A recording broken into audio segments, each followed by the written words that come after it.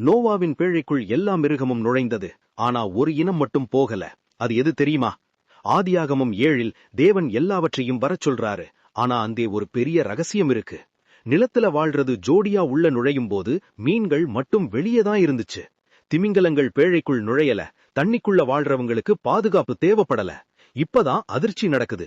வானம் பிளந்து மழை கொட்டுது, பூமி வெடிக்குது, வெளியே இருந்த ஜனங்க அலறாங்க. மரணம் நெருங்கிடுச்சு. 120 வருஷம் நோவா சொல்லியும் கேட்கல. இப்போ பேழை வாசல்ல துடிக்கிறாங்க. அவிசுவாசம் அவங்கள தடுத்துச்சு. மிருகங்கள் உள்ள போயிருச்சு, மனுஷங்க வெளியே. உங்களை கட்டி போட்ட பாவம் எதுன்னு யோசிச்சிருக்கீங்களா? யாரும் எதிர்பார்க்காத நேரத்துல அதிசயம், பரலோக வல்லமை மின்னல் வேகத்துல இறங்கி வந்துச்சு. பைபிள் சொல்லுது, கர்த்தரே கதவை அடைத்தார்னு. நோவா இல்ல, தேவனே அந்த பிரம்மாண்ட கதவை சாத்தினாரு. தேவன் ஒரு கதவை அடைத்தால் யாராலையும் திறக்க முடியாது. அந்த நிமிஷமே எல்லாத்துக்கும் அழிவு நிச்சயம். தேவன் கொடுத்த